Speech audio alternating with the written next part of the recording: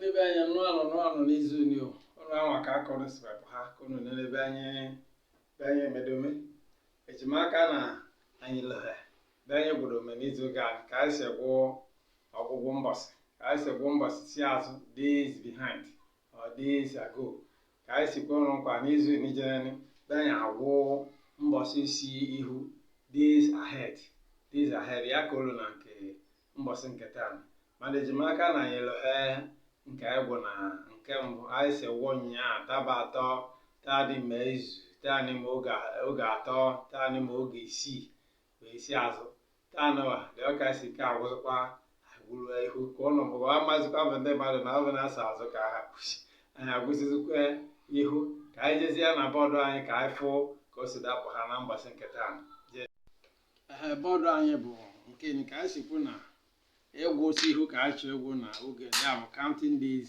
ahead ka anyị fụ ka o si dapụ izu ga agwụ na ka esi agwụ mbọsị si azụ nyaa taba atọ taba anọ taa ma izu nyaa ma izu taba atọ ma izu taba anọ ma izu ya ka anyị si gwụ nke taa nụwa ka anyị gụmazi gwụsị ihu echi bụ tomorrow echi ka akpọ tomorrow. That is one day ahead. Then one echi bụ 2 days ahead. Anọta bụ 3 days ahead. Izu nte bụ 4 days ahead. Ya bụ dịka ya bụ afịa nke sokọ nke anyị na-eme taa. Ya bụ afịa sekọndị. Then izu nte echi bụ 5 days. Izu nte nwere echi bụ 6 days. Anọta mee izu bụ 7 days. Oge atọ bụ 8 days, the third market day. Nke ọzọ, oge atọ echi bụ 9 days. Oge atọ nwere echi bụ 10 days. Oge atọ anọta bụ 11 days. Oge anọ jenene bụ 12 days. Oge anọ echi bụ 13 days. Oge anọ nwere echi bụ 14 days. Oge anọta bụ 15 days. Oge ise bụ 16 days, ya bụ the 5th market day. Oge ise echi bụ 17 days.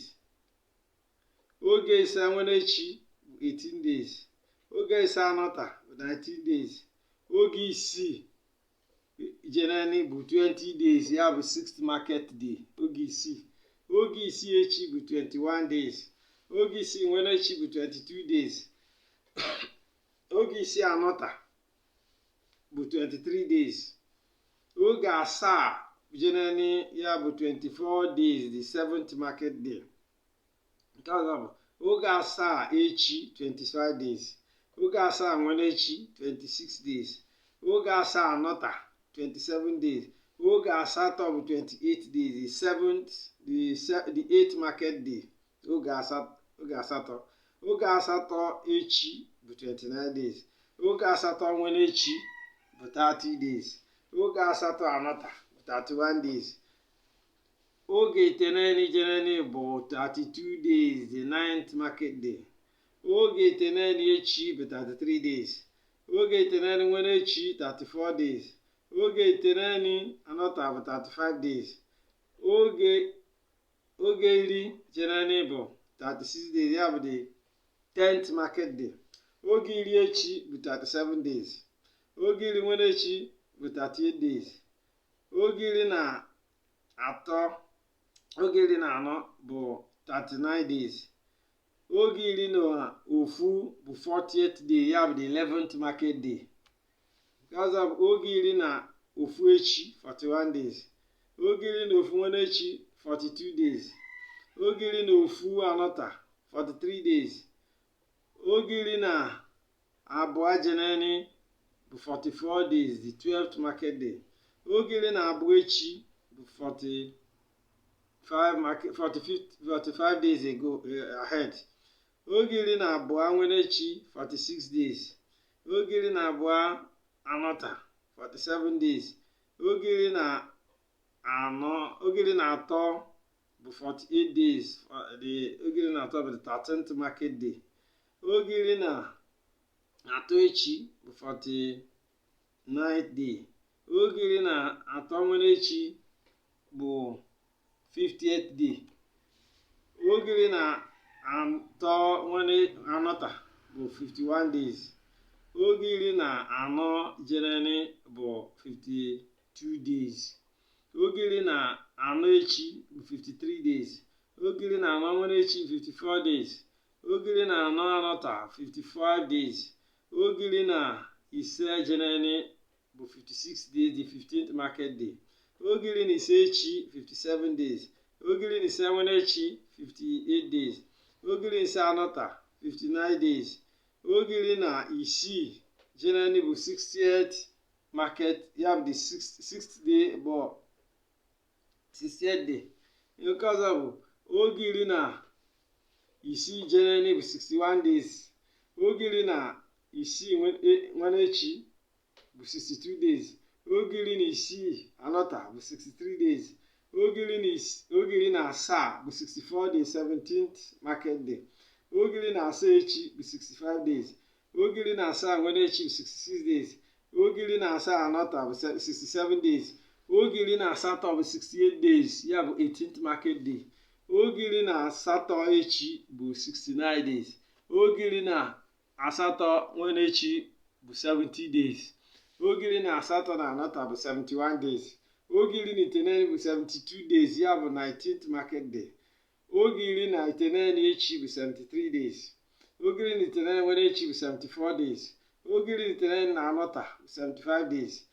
Oge ohu bụ 76 days, ya bụ the 20th market day. Oge ohu echi bụ 77 days. Oge ohu nwere echi bụ 78 days ahead. Oge ohu anọta bụ 79 days. Oge ohu na ofu bụ 80 days, that is the 21st market day. Nke ọzọ bụ oge ohu na ofu echi bụ 21 days. Oge ohu na ofu nwere echi 82 days. Oge ohu na ofu anọta 83 days. Oge ohu na ofu abụọ. Oge ohu na abụọ bụ January bụ 22nd market day, 84 days. Oge ohu na abụọ echi 85 days. Oge ohu na abụọ nwere echi 86 days. Oge ohu na abụọ anọta 87 days. Oge ohu na atọ January bụ 88 days, 23rd market. Oge ohu na atọ echi 89 days. Oge ohu na atọ nwere echi bụ 90 days. Oge ohu na atọ anọta 91 days. Oge ohu na anọ bụ 92 days, that is 24th market day. Oge ohu na anọ echi 93 days. Oge ohu na anọ nwere echi 94 days. Oge ohu na anọ anọta 95 days. Oge ohu na ise 96 days, 25th market day. Oge ohu na ise echi 97 days. Oge ohu na ise nwere echi 98 days. Oge ohu na ise anọta 99 days. Oge ohu na isii 100 days, that is the 26th market day. Oyi na anyanwụ ahụ na nke anyị gwa anyị chịchakwa ka anyị gwụfe ebe anyị agwụfe, mana ka anyị jee na mụọ nwani n'oge amịlite enwe ka o wee be anyị ime ahụ ọfụma. Biko sonu onye sozi nke izi, so nke abụọ, so nke atọ bee owu anya ka anyị si agwụ. Biko bitenụ anyị akado na YouTube na ya bụ ife agosi anyị na ụnụ akwado ya na ụnụ n'ife ya emewu ụnụ anya. Ladies and gentlemen, you have seen how we went through the days ahead today. Please go through it on your own and follow it gently and know the market days as they come, and subscribe to us. After enjoying it, studying it, subscribe and share. Share to your friends, share to groups you belong to, share to the people you know that will profit from it, so that we become many that are studying it, we become many that are using the language. The more, the merrier. Thank you so much. See you next time. Next time, we are going to come with another episode that will be of interest to you. Our next episode will be counting numbers in Igbo. Ngụmọnụ na Igbo. Ya bụ ife anyị nwe na nke Jenen. Biko Sapaya chile. Let's look forward to it.